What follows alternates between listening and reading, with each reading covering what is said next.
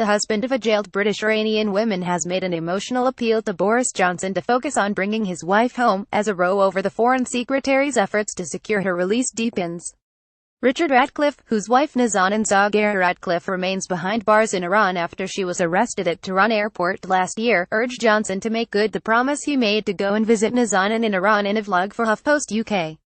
Ratcliffe refused to be drawn into the row over forcing Johnson's resignation, instead challenging the Foreign Secretary to help reunite his family for Christmas. Johnson is under fire to apologise or resign after his inaccurate remarks that Hampstead resident ZaghariRatcliffe was in the country training journalists apparently provoked the Islamic Republic to interpret them as a confession. Changeorg Nazanin ZaghariRatcliffe with her husband Richard Ratcliffe and their daughter Gabriella speaking to HuffPost UK. Ratcliffe said, "I've faced a number of calls these past couple of days, on what's my view on the Foreign Secretary and whether we should be calling for him to resign. That's not my place to say. It's also not in Nazanin's interests to have the Foreign Secretary battling for his job. For me, the most important thing is that he's focused on bringing Nazanin home. And that all of his efforts and all of the efforts of the government are focused on exactly that, doing what they can do to pressure Iran to release her." ZaghariRatcliffe, a project manager for the Thomson Reuters Foundation, was leaving Iran in April last year with her then 22-month-old daughter Gabriella following a holiday spent visiting family, when she was detained. HuffPost Richard Ratcliffe is urging Boris Johnson to come good on his promise and visit his wife in Iran. The 37-year-old was sentenced to 5 years in prison in September 2016 following a conviction on unspecified national security-related offences following a trial before a revolutionary court in the capital, Tehran.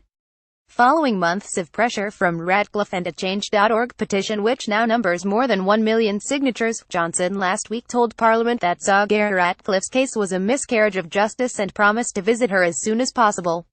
Ratcliffe said, "Now I came away, having watched that actually quite elated at the time, had finally said this was a mockery of justice and that she was innocent, and then had also said that he was promising to visit her. The thing he said that wasn't correct and that actually I was a bit indignant about at the time, was that she was there training journalists, when in fact she'd been there on holiday." WirePA images. Foreign Secretary Boris Johnson's remarks that ZaghariRatcliffe was training journalists have caused a political storm and provoked the Islamic Republic to interpret them as a confession. I didn't think much more of it for a couple of days until what happened was on Saturday morning. Nazanin was dragged into court suddenly, the Revolutionary Court 15, facing Judge Salavati, who is the harshest of the Iranian judges, and she was told she would be charged with a new charge of spreading propaganda against the regime. I spoke to her afterwards. She was allowed to call me and she was just full of tears, really distraught." On Tuesday, Johnson admitted that he could have been clearer and phoned his Iranian counterpart, Mohammad Javad Zarif, in an attempt to clarify that his comments did not, as the Iranian Judiciary High Council for Human Rights suggested, shed new light on the case. Labour MPs Tulip Siddiq and Stella Creasy were among those to criticise Johnson publicly for the error, and there have been calls for him to step down. It seems Boris' assurances to Iran about Nazanin have been ignored. "His errors aren't funny for my constituent, this is life and death. Please at Teresa_May act now to help free Nazanin." https://t.corfs3 Tulip Siddiq at Tulip Siddiq November 8, 2017. This is sickening. Boris' behavior being tolerated creates not just diplomatic nightmares, but a life and death moment for Nazanin Ratcliffe. A stronger PM would have forced him to apologise. A decent man would without asking. https://t.cosqsig5f7 Stella Creasy at Stella Creasy November 8, 2017. Resign, Johnson. And then repent. https://t.cosmo2gfq80 John Harris at John Harris 1969 November 8, 2017. But Ratcliffe says he wants Johnson to focus on the task at hand. Right now, the next thing I would like is for him make good the promise he made to go and visit Nazanin in Iran. That would send a big and important signal. So what I hope is that before Christmas we're able to gather to bring her home. Ratcliffe's daughter Gabriella remains in Iran, where she is being cared for by her grandmother. Separated from his wife and child, and unable to obtain a visa to visit the country, Ratcliffe acknowledges the little girl has been left feeling at some level abandoned by her parents. As she's grown up, she's forgotten her English, she's learned Farsi, and she's learned to become a little Iranian girl, he revealed. He added she now goes to nursery and indeed learns English at nursery so she can say to her father "I love you," she can say "I miss you," and she can also say "see you tomorrow," which she thinks means goodbye. As for ZaghariRatcliffe, she was kept in solitary confinement for the first 8 months of her time in prison, in a room slightly bigger than a double bed with just 3 blankets, one to use as a pillow, one as a mattress and one to sleep under.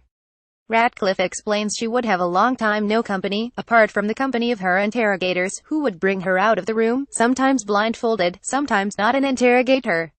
And occasionally she was brought out to be exercised around the yard where she was allowed to walk. After 38 days in solitary confinement, she was allowed a visit from her family for the first time. At that point she was unable to stand up and Gabriella had to be lifted onto her lap. ZaghariRatcliffe has suffered panic attacks, spasms in her back and neck, and was diagnosed as needing to be admitted to hospital urgently, though she wasn't.